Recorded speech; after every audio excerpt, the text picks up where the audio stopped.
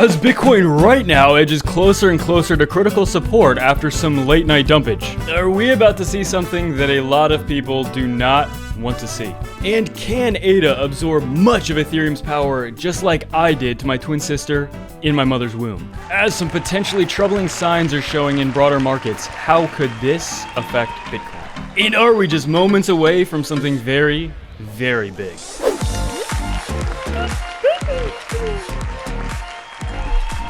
I'm your host, 3Pump Peter, and just like a Bitcoin chart, after a few pumps, I need some time to cool down before I can blast once again. Wow, absolutely very big, guys. Is Bitcoin on the verge of some continued dumpiness, as late last night, Bitcoin did actually give the bears some confidence as we started breaking down below some key levels, and we're going to be talking about that, as we've been talking about for the last few days specifically about this.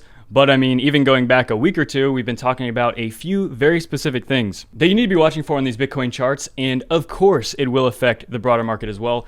And we're going to be looking into the idea, is it realistic that not only Cardano, but could some of these other top altcoins, Solana, Polygon, Polkadot, a lot of these other interesting projects, how are they going to challenge Ethereum, right? Because we've heard the Ethereum killer narrative, for as long as I've been in crypto, for years and years. And are we getting closer to some of that becoming reality? If you guys new to the channel, make sure to like, subscribe, tune in to get some of these absolutely time-sensitive alerts.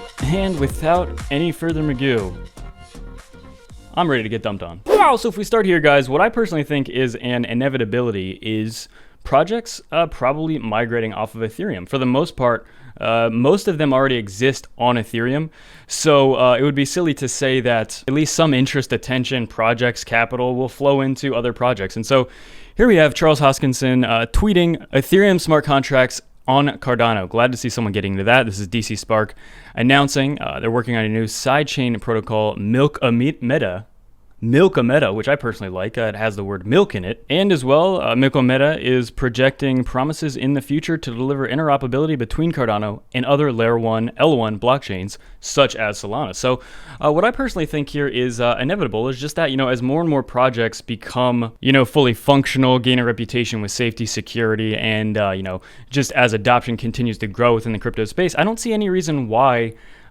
people are not going to diversify, and why other cryptocurrencies, granted, as long as they're not scams and as long as they work, as long as they're secure, as long as they're safe and their UI or just their user experience is pleasant, I don't see why they wouldn't, grow along with the crypto system, along with the cryptocurrency ecosystem. So with that being said, one thing I do want to mention here is because I know a lot of people, they're maximalists of everything, right? Some people love only Bitcoin, which is probably the biggest group. And then some people like everything, and then there's some people that only like Ethereum, I guess. I haven't really seen too many of that. And then there's some people that only like Cardano, which I have seen a fair amount of. And then there are some people that only like XRP, and pretty much you can go down the board. There are some people that only like every single project, probably. But I think I've made my opinions on this very clear over the last few years, and I think competition is good because, let's be honest, I am a little bit frustrated, and I've been for a while of just, gas fees are absolutely, pretty ridiculous with Ethereum. Obviously, EIP 1559 is aiming to change Ethereum's inflationary nature over time, and as well, ETH 2.0 moving to proof of stake is going to be very big as well. So I'm really bullish on ETH, but to be honest, also I'm pretty bullish on a lot of these other projects, not just ADA as well. I think Matic is a coin that I've been invested in for quite a bit now. Solana, I'll be honest, I did not get in as early as I wanted to on that. But again, life is short, and the last thing I'm going to do is pick one cryptocurrency and tell you that all other cryptocurrencies are bad or garbage, right? I think the more you know about the crypto space, the more you realize basically anything could happen, A coin that's not even in the top 10 right now could end up being, maybe the best ecosystem there ever was. Potentially NFTs will blow up more than most cryptos do. So just my opinion, but I think it's important to keep an open mind. Could ADA flip Ethereum? Absolutely. Could Solana? Could Polygon? Absolutely. I don't see any reason why not. Obviously, I think Ethereum has a huge advantage, as again, a lot of projects are built. Pretty much so much of DeFi in general, and even a lot of the top alts were based on Ethereum. But ultimately, with everything, competition spurs growth and it spurs innovation. When you look at a market that has one single, it has a monopoly on the market, a lot of the times it starts to go to the wayside. It starts to forget what its purpose is, and it starts to not really benefit the people using it. So competition is healthy. And I just don't think we should be so reactionary and toxic in general. But this is the internet we're talking about, which for some reason, probably because you can sit behind a computer, but it brings out a lot of negativity in people, absolutely. So to ask people to be rational on the internet, kind of pointless, right? Good luck with that. That probably will never happen. And as well, make sure to enter here for the 3 winners of $1,000 in ADA. I added a few just questions because I guess some people don't really have Twitter. So yeah, if you're banned on Twitter or whatever, you can just answer these questions. And I made them like 3 points, so they're it'll just boost your chances if you don't have access to some of these other options. All extremely simple steps. And as well, yeah, I'm probably just gonna add a few more.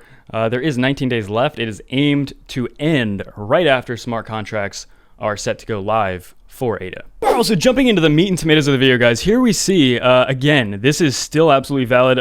Again, a lot of people, including myself, were talking about a potential rising wedge like 2 weeks ago.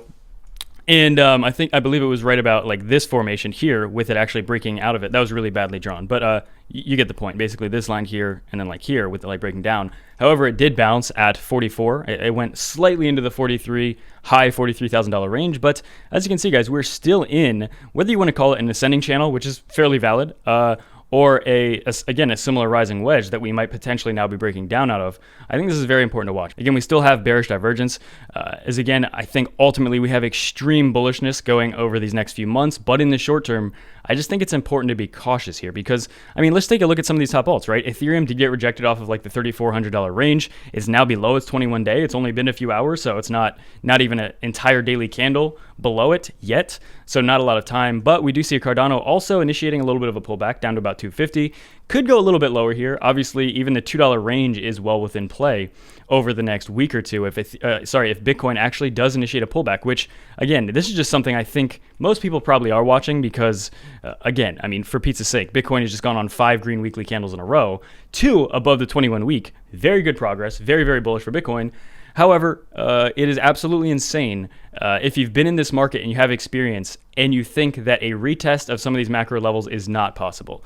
It is absolutely possible. And anybody that thinks, well, we just had a few months of downside, that means we're going straight up to 100K, that is absolutely, probably not the most realistic scenario here. But with that being said, we have so much good support below us that none of it is concerning. Okay, so I think that's important to say here. And yeah, if you guys have been watching the videos, you know the exact targets here. But yeah, at this moment, we're holding the 21 and 200 day moving average and also the bottom of this channel, which if we break this level, which is about 45.5, if we break below 45.5, I think we could actually see a pretty quick candle that could reach all the way down to that 40K range, which might shock a lot of people. But I think it's very realistic. Again, a breakdown to this big support box here between like 39.5 to 41K, I think becomes incredibly realistic if Bitcoin fails to hold these moving averages.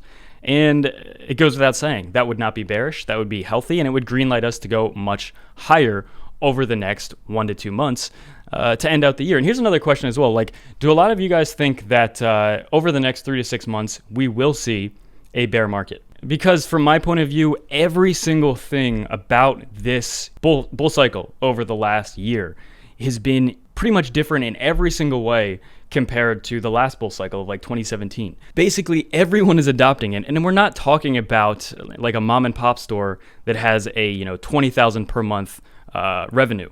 We're talking about, JP Morgan, Morgan Stanley, almost every big institution, every big bank. Every day, again, there's news of more and more crypto adoption, which was just simply not the case in 2017.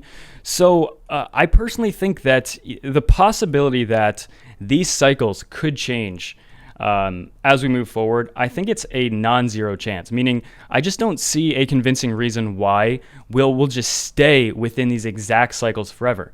Will it change this year? Probably not, maybe not. I don't necessarily think that all of a sudden within the next 6 months, we're not going to have bear markets. That's not what I'm saying. But Bitcoin has been on a pretty predictable cycles for pretty much since it was created. So I just think that one thing Bitcoin loves to do is over time surprise people. Again, everyone holding Bitcoin at $10 probably would be a little shocked to go to the year 2021 and see a 50, 60, 65,000, what I think will soon be a 6-digit Bitcoin.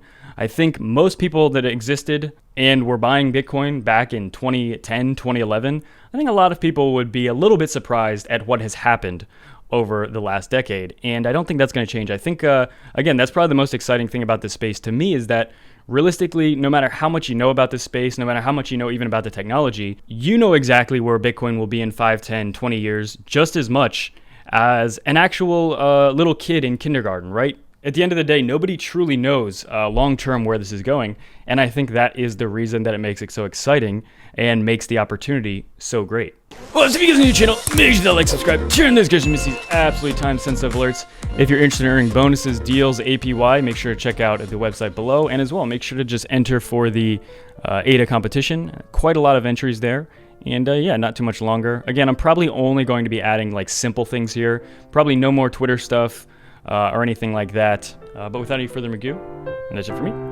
Bye-bye.